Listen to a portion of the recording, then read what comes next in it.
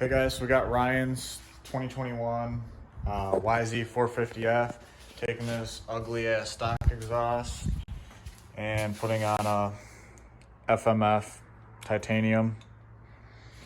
I'm gonna put up the before clips, sound clips in a second here, and then we'll get some after clips and us installing it.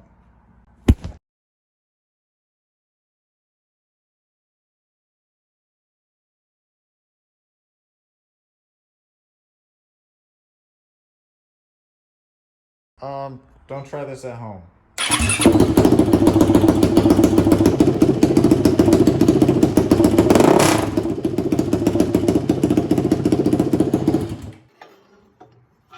Does it come with a new clamp, or you use this one? We reuse that one. That one has that heat shield. On it.